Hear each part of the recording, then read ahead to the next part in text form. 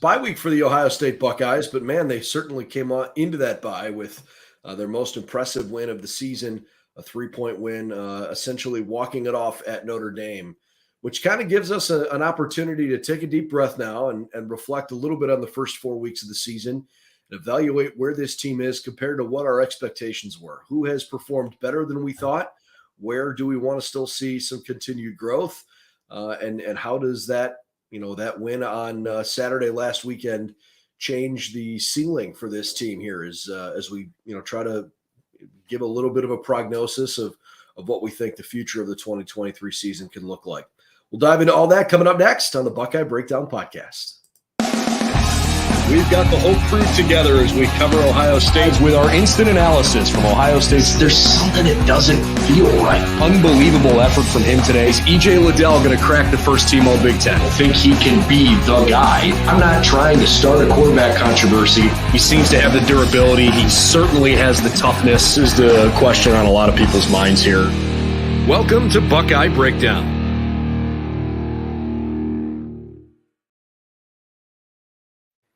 Well, good morning, everybody, and welcome to Buckeye Breakdown. I'm Brendan Gulick, along with Anthony Moeglin. Glad to have you here on Thursday morning for an off week, a week where Ohio State fans can enjoy a chance to take a deep breath and continue the winning feeling that they had from this past weekend. No game on Saturday, but a natural stopping point here, I think, for at least for you and I, to say, okay, enough of a sample size here. There's enough data points to give I think a reasonable evaluation of where this team is so far. So let's kind of dive right in with that thought right there, Anthony. And I'd love your thoughts on where you think this team is compared to where you expected they'd be. Yeah, no, and one thing that I want to hit on first is just how important Saturday was, like beyond winning the game and going to 4-0 and beating Notre Dame, all that stuff. Going into a bye week off of a win is I hadn't thought about it literally till you just said it right there. Just going into a bye week off of a win is so important. Like, just imagine having that bad taste in your mouth, for 2 weeks, like not having the chance to, sometimes off a tough loss, right? If you are on the losing side, it's really nice to just wash it, flush it, and get into the new week. But when you come into a bye week off of a loss as opposed to a win, it just lingers with you. So that's so big, I think, for Ohio State. Just as this week goes along, they have time to just get healthy, and they can do it with positive mindsets, right? Because they are, coming off that huge win. And really, as the team stands right now, I think it's exactly one of the things that we talked about last week, where they're on this just steady trajectory upward. It hasn't been perfect, right? There's been some bumps in the road, but they're just steadily getting better. Like, go back to that Indiana game. I was just looking through some of our notes from a couple of weeks ago, and Indiana kind of played them really tough. And it's turning out that Indiana's not great. Like, Akron took Indiana to the wire on Saturday. So they and remember that game, how uncomfortable we felt. And then going into Youngstown State, felt a little bit better. And then we took that big step against Western Kentucky, and now you're feeling good. And then you play Saturday's game, and you come out of it feeling like, okay, this is the team we were expecting. Took some learning curves and took a little bit to get going, but this is the Ohio State team that we were looking forward to seeing. And I think for me, that's kind of what has made this year fun. It's fun to win. It's fun to be around a group that's good. That's for sure. But part of what you love about college football is it's a different team every year, right? And some years it's a very different team. And I think Ohio State, was, I don't want to call it learning on the fly, but there was some unsettling in some of those position groups. Obviously, the quarterback one is, the most obvious one, right? Like, Ryan Day didn't have a decision made for a couple of weeks into the season. And so there was some inconsistencies at quarterback, but enough that I thought, Kyle could be named the starter pretty quickly. And eventually, after 2 games, he was. The offensive line obviously has had some growing pains. I'd like to see them better in the run game, but I think they've done a pretty decent job keeping Kyle and at times Devin upright when they've had chances. I think the depth in the running back room has been impressive, but I expected that their numbers might look slightly better. It's been interesting to see how few possessions Ohio State's had this season, and it's not just because of teams trying to milk the ball. Like Notre Dame wasn't going to just try to sit on it offensively and see if they could outlast Ohio State. And yet that game, there were times where you looked up the clock, you're like, wait a second, how much time's left? The game kind of flew. So it's been an interesting year. It's been a fun year so far. And I'm sure some of that's because of the fact that, they just beat Notre Dame. But I firmly believe that Ohio State's two biggest tests are ahead of them. I think Penn State and Michigan are both better than Notre Dame. I think Notre Dame's a very good team. But I am more concerned about Penn State and Michigan than I was about Notre Dame. Well, I'll tell you what, that Penn State team that we're kind of staring down the barrel of seeing in a couple of weeks is there. That's a good football team. That's a really, really good football team. And one of the really good things for Ohio State, we were looking at their schedule last night. It almost got split up perfectly, where it's almost you can slice it into threes, right? So you take the first third of the season where the big game at the end is Notre Dame. Okay. And they pass the first test, right? They go 4-0, continuing to get better. And then you look at the middle, the second slice of the season, you get a bye week, then you have two games, we got Maryland next week. And then it ends with Penn State. And then the final third of the season is another 3 games that ends with Michigan, so it gives you the opportunity to really mentally, for the team's perspective, hey, so let's split this thing into thirds and let's win each third. And by winning each third, you want to go undefeated. You need to probably go undefeated in each third, but you need to continue to get better. And it's like Notre Dame presented a very unique test to Ohio State, but Penn State's going to present a very unique test to Ohio State. And then Michigan at the end of the year is going to present a very new test to them. So it's almost like you can hey, we're going to spend the next month focusing on, in the back of our minds, right, we don't want to overlook any opponent, but we want to focus on, hey, Penn State's going to have an elite passing game. They really are, and it's kind of grown into fruition there. And they also going to have a really good defense. What's that? I mean, Singleton and Allen can run, man. I mean, they're balanced. They're legit. They're really good. And then when you think about Michigan at the end of the year, right, we've had our problems with them, right, where they can punch in the mouth, but they can also get the big plays through the air. So I think it's really cool how the season split itself up to where, all right, now we're focused on, right, we got to take care of business in some of our now Big Ten games, but at the end of this third, right, we have an awesome Penn State team that we're going to have to handle here in a couple of weeks. So I guess I understand. I agree with a chunk of what you're saying there, but I'm almost looking at it from an even, tighter window. I think it's kind of nice that Ohio State has their 3 biggest games spread out, and I guess technically spread out evenly.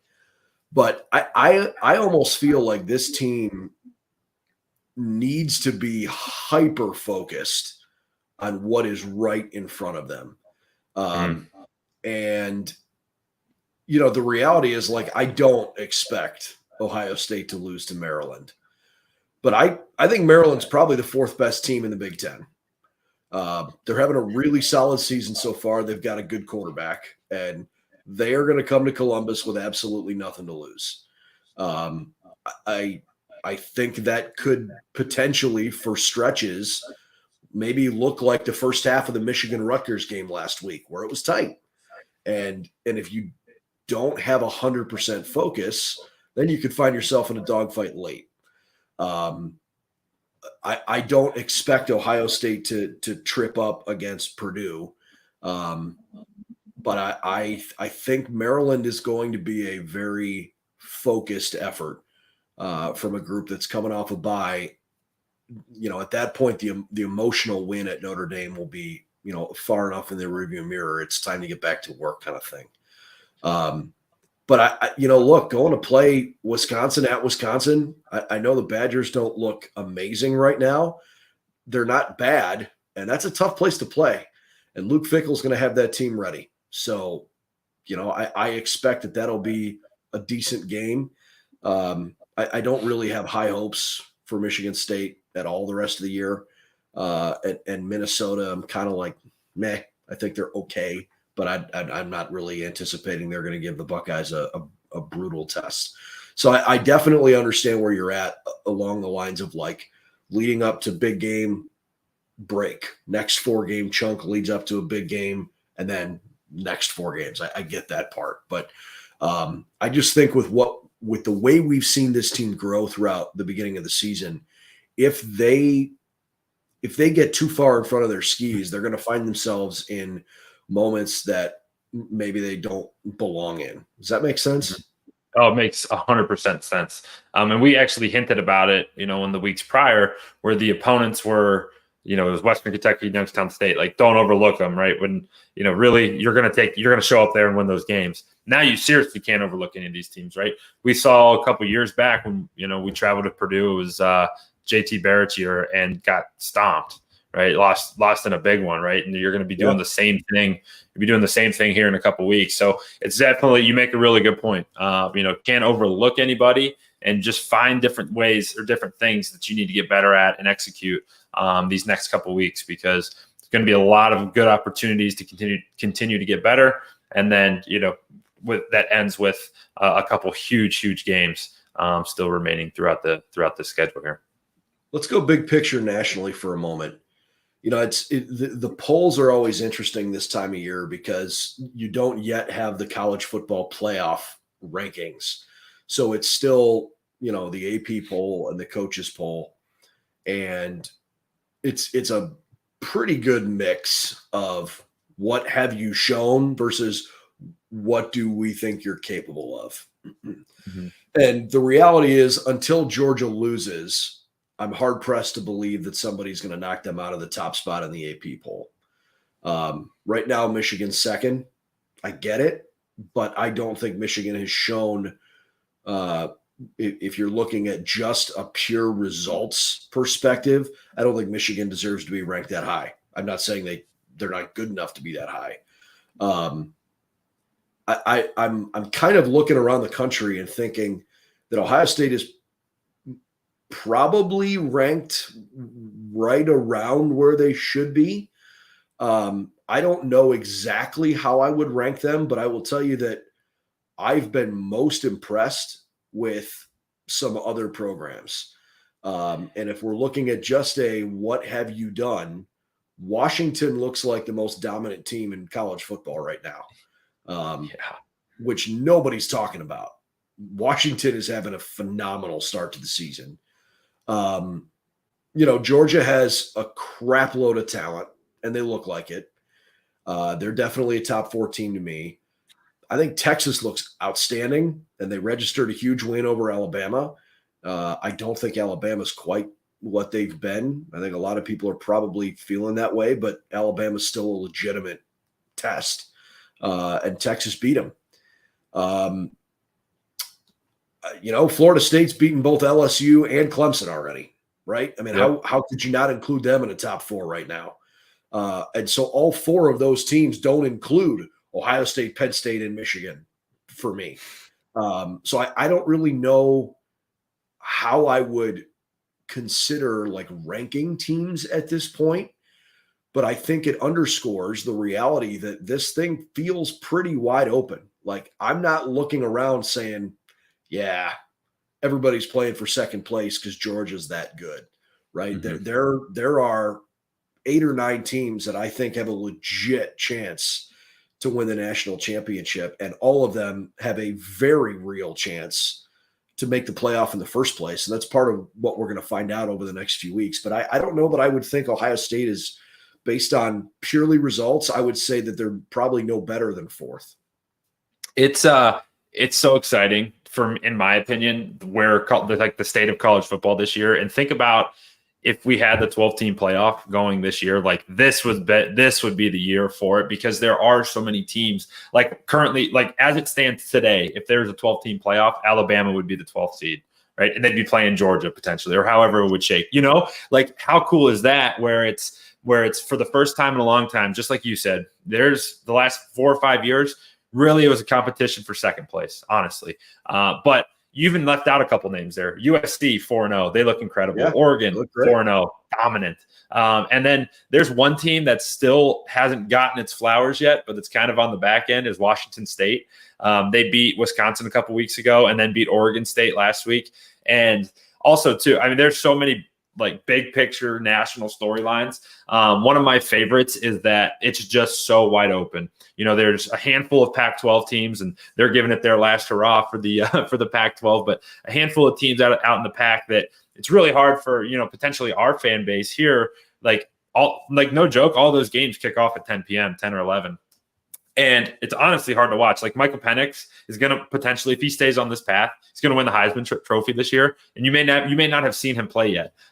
You know, so it's one of those things where there's so much good football going on right now, and you can make a case sitting here and going into week 5 that I don't know 4, 5, or 6 teams could win the national championship, and that's, in my opinion, that's awesome. It absolutely is. I saw Michael Penix through 4 games has put up better offensive numbers than Iowa's offense has through the last 23 games. It's crazy. It's crazy. And they're doing it against, and like for the first time ever, like the Pac-12, like in the top 25, you got Washington, USC, Oregon, Utah. You got Washington State. You got Oregon State. So there's 6 teams right there that are in the Pac-12 that historically haven't been relevant. But this year they're playing some really good football and really fun football too. Yeah, I certainly omitted, you know, USC and Oregon in particular. You know, Oregon's win over Colorado didn't make me jump out of my skin. I thought it was an impressive win. You know, they pummeled Deion Sanders. But I kind of expected it. Mm-hmm. I'm just not all in on Colorado yet. I think they've got some substance and they got a whole lot of flash, and they've certainly generated attention, but I don't think they're quite that good yet. I would add to that not only did Oregon like take care of business, but it put them, regardless of, you know, what anybody thinks of Colorado, like that was the most watched game this weekend. So it was like, It was Oregon's chance to, and I was talking about this with somebody yesterday. That's one of the cool things about Colorado. Like, you don't think Caleb Williams knows he's going to be the most watched game on Saturday, and he's not going to try to embarrass Colorado. He's going to try to put on a show because everyone's going to be watching. And that's exactly what Oregon did, you know, just to prove it, like, hey, our defense is legit. Bo Nix is playing great football. This isn't Auburn Bo Nix. Like, this dude can play ball. And it was their opportunity to show that on the national stage. It was I think they have Oregon has my attention, you know, and I think that they got a good squad. All right, let's go back to the Buckeyes here for a minute. I just felt like it was important to point out that for as well as Ohio State's playing, and you could argue that they've got the best win in the country over Notre Dame. You know, the fact that Florida State has beaten LSU and Clemson, I thought was important. Texas's win is really, really good over Bama. You know, the Ohio State win over Notre Dame was not just exciting, but the kind of win that solidifies, you know, what they're trying to accomplish, and you know, in the post CJ Stroud era, they're not faking it, right? I think that's what a lot of people walked away from that game going, and it's mostly, in my opinion, because of the defense. So let's talk defense for a minute. Why don't we start up front? Tyleik Williams and Mike Hall have been terrific so far this year. We've seen more Ty Hamilton than I expected early in the season. And I think Ty has also played solid, but I would like to see Mike Hall a little bit more regularly. But the defensive line, for not being the sack generating machine that we're used to seeing in the past, I'd say probably Tyleik Williams is the most valuable defensive lineman at this point. He was like the Tasmanian devil on Saturday, like just tearing stuff up in the middle. And that's honestly what defensive tackles are about. And just like really just like plugging gaps and like making it really, really hard on the offensive line and the opposing offense to run the football. He's been really good. And Mike Hall, I think, as well, has been very good. Again, the numbers haven't been kind of showing up.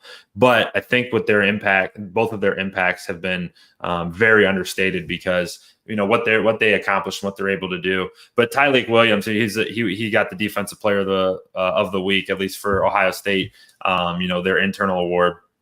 And he was spectacular last week. And again, those guys have just continued to get better inside. And like, that's so important because that's been the underlying problem, was like stopping the run, being like very like physical up front.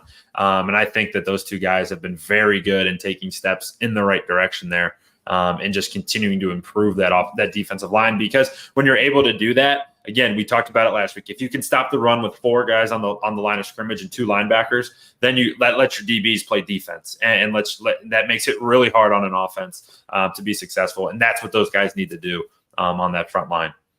Yeah, they've been rock solid. I might even argue that Tyleik Williams has been, my favorite defender to watch in the first 4 games of the season, simply because it wasn't just a 1-game effort for him at Notre Dame. He's been really good, throughout the beginning of the season here. On the back end of the defense, that's where everybody had all the question marks coming in, right? Because of all the big plays this team had given up the last couple of years in big moments. They were susceptible to getting beat. And unfortunately, that showed its head against Georgia, or else the Buckeyes would probably be the 2022 national champions. The secondaries looked really good. Josh Proctor, I think, has played a lot better so far this year. Igbinosun's been a really nice addition to the secondary. Denzel Burke looks like he's playing, back at his freshman All-American caliber. And Lathan Ransom was all over the place last weekend. Sonny Styles has been great. I mean, we're talking about a group here that's, as maybe not individuals that you're talking about like first round pick. As a group, they look really, really good. Yeah, the sum of their parts is elite.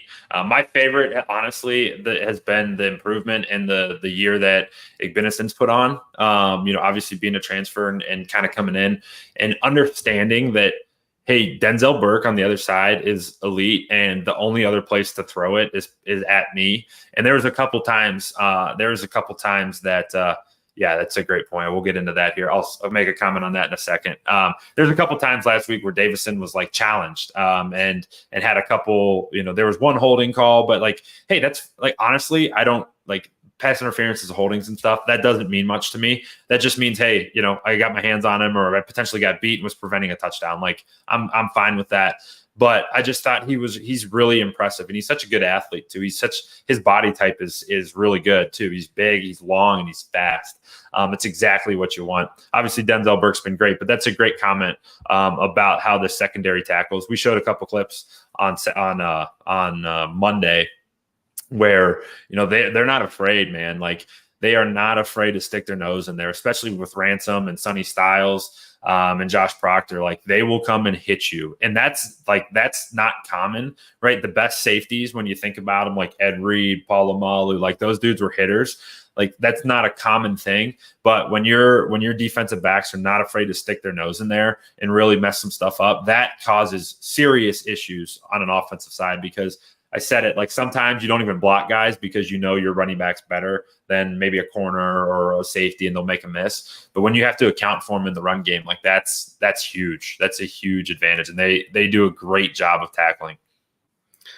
I know that it was 2 years ago at this point, and that there are a good number of players that are no longer on the defense from 2 years back. I really liked Kerry Combs as a guy. He's one of the best, most personable coaches and best recruiters that I've ever seen. I mean, this defense is running circles around where they were 2 years ago. And it's so refreshing to see that there are still a lot of pieces that are on this team that were here a couple of years ago. It's cool to see how like their path, their journey has come to fruition, where they've gone through a massive overhaul because the defense that we saw in the Rose Bowl in particular, right? I mean, there were some moments in the Rose Bowl where Utah carved them up a little bit, and Ohio State had to put on an offensive show for the ages to come back and win that game. Where we are now compared to where we were 2 years ago feels so different. But it gives me a lot of hope as a Buckeye fan, right? Because you look at this team and think, all right, that kind of defensive effort against Notre Dame, like let's take out some of the other things that played in, the fact that Notre Dame only had 10 guys on the field the last 2 plays, which by the way, I've since seen that's not the only time that's happened to them this year. That happened against Tennessee State too. It's totally inexcusable. The defense did its job. They didn't give up game-changing huge plays. They bottled up one of the best running backs in the country in Audric Estime, and they're going to have additional tests in front of them to show that they're the real deal. But they're playing like they're one of the best defenses in the country this year.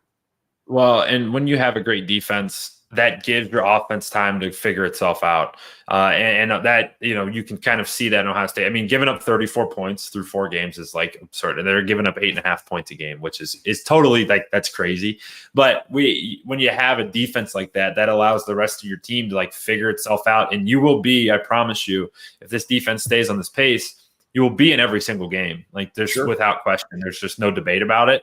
You'll be in every single game and have an opportunity to win it because, if the defense can cause issues, for the offensive side of the ball, like that'll keep you hanging around. And that gave Ohio State some runway, man. Maybe Ryan Day knew that going into the season, like, hey, we don't need, our defense is going to be good enough where we can extend camp a little bit and figure out some position battles, figure out the offense and not worry about where our team is going to be because this defense is so elite that by the time week 4, 5, 6, 7 roll around, like they're going to be humming and we just need our offense by that time to get there. And to be around, to be, playing as well as them at that point. So it's so good to see. And it's so awesome. Like every time those silver bullets come on the field, man, you're just like, hey, what's going to happen this drive? Because it ain't going to be good for the other offense.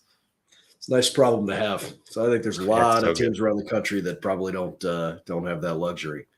Let's wrap on the offensive side of the ball. I want to talk Kyle McCord at the very end. So let's go here first to Emeka Egbuka, who probably didn't get quite the same level of praise as Marvin Harrison Jr. coming into the year.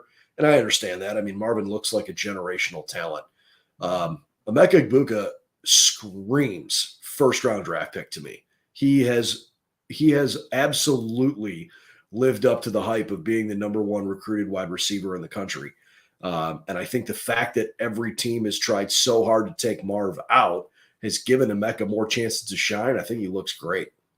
I mean, 3 weeks ago, if you were to ask me, hey, who's going to be the leading receiver receptions wise for Ohio State, halfway through the year or a quarter through the year, I'd had Marvin. I've been a Marvin guy this whole time we've been chatting this team, and Emeka's got 19 catches, 263 yards, 3 scores. Him and Marvin are tied with 3 scores, and he's got 2 more catches than Marvin. Marvin has some more yards, about 70 more yards, but like everything you need out of for this offense, he's like, Emeka's the perfect fit. If they're taking Marvin away, Emeka's there. If it's 3rd and 19 and you're not having to force something down the field and you need someone to catch it, you're throwing it to 2 and he's going to make a catch on the football. He's just been so impressive to me, in my opinion, just because, from my vantage point, I was coming in like, hey, this receiver room is going to go as Marvin Harrison goes.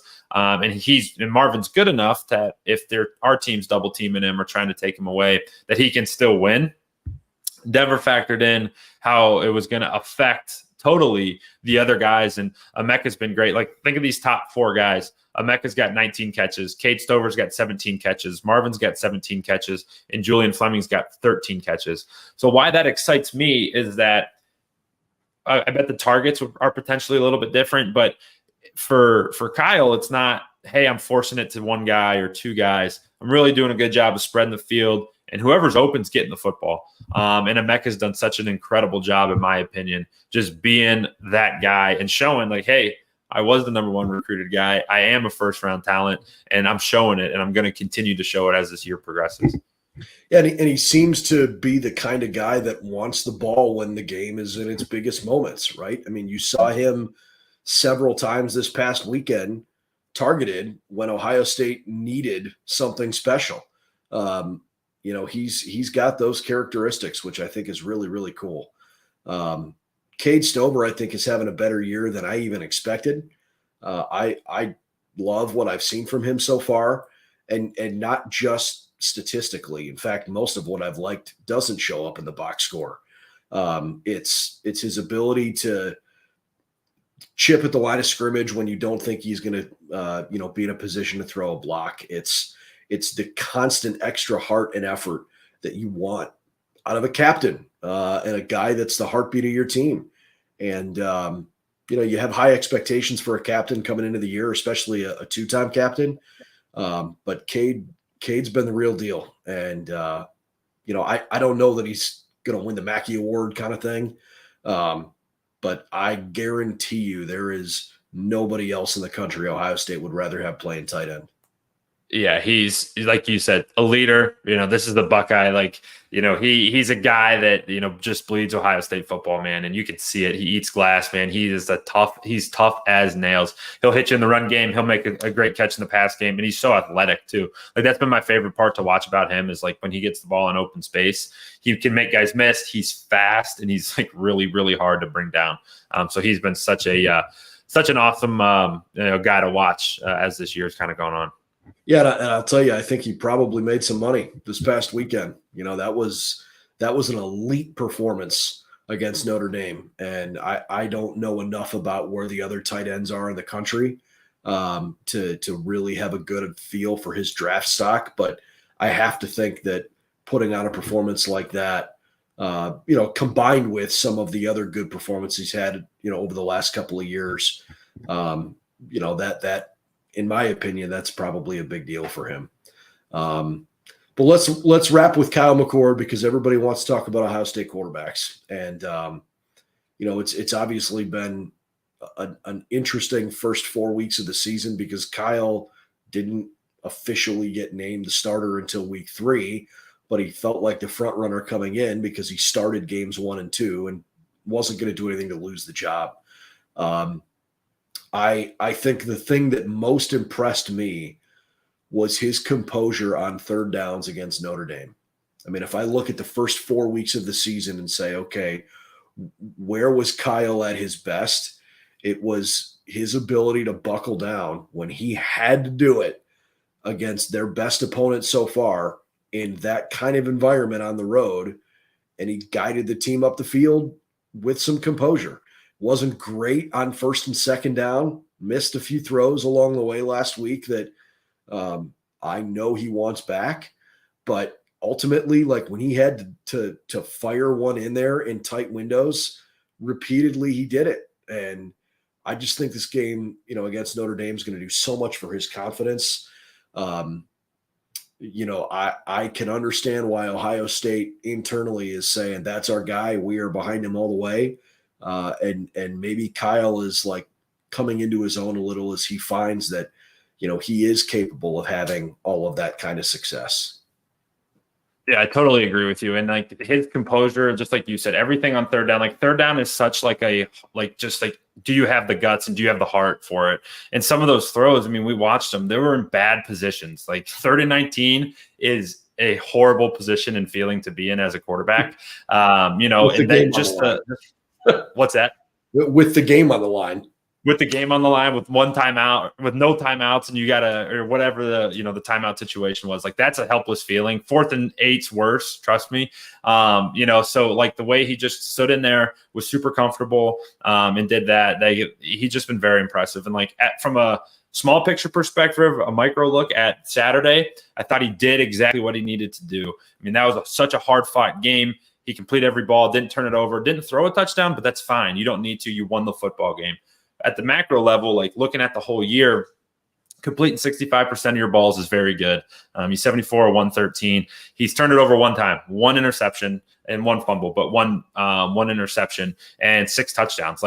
Very just steady, exactly what you need as you continue, as he just continues to learn how to be the Ohio State quarterback. It's not going to look the flashiest, but it doesn't need to. Just needs to get wins. And what you saw on Saturday lead you to believe that this guy's tough and he'll take some punches, but he'll get up every single time, and he'll be their first team, which was my favorite thing to see from Saturday's game from him. And even the interception that he threw, I mean, everybody was like, "God, he threw it across his body over the middle of the field. Like, that was terrible." Like, it was in a position where it was okay to take a shot.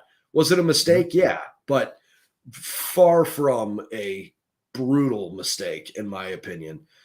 It essentially worked out like missing a field goal. Yeah, ultimately, the interception wasn't returned very far. It wasn't a huge deal at that point of the game to try to make that kind of play. And for a guy who was, for all intents and purposes in his first career start, I know he started against Akron, but it wasn't his team then. So yeah, I've been impressed with his ability to run this offense. He's got a rocket for an arm, and I've said it since training camp. I think Kyle's going to be a pro. He is trending toward a professional career in football for sure. Now, whether or not he's a first-round pick and makes 8 figures, it's going to depend on how well he does. Between now and when he would declare for a draft. But Kyle has everything that it takes, in my opinion, to play in the NFL. And I think Ohio State is going to benefit from a guy who is learning on the job, gaining confidence each week, and playing with a receiver core like this. It's been pretty fun to watch. You want to feel like part of what your team can do is grow in front of you, right? Like, the unrealistic expectation of beating everybody by 50 almost isn't fun. You want to have some moments along the way where you're like, well, is this team what I think and hope they can be? And Ryan Day made it abundantly clear. Don't question his team's toughness. Yeah. No, Kyle's been perfect. Everything that they need, and he'll just continue to grow and get better, as these next weeks progress. Yeah, it's certainly been pretty fun. All right, well, we'll leave it there. I think it's been a really solid start to the season, and looking forward to seeing where this team continues on. For all the latest news and info around the Ohio State Buckeyes, head over to BuckeyesNow.com. For Anthony Moeglin, I'm Brendan Gulick. Thanks for subscribing to the show. We'll see you real soon as Ohio State gets back on the field, on the practice field here later today.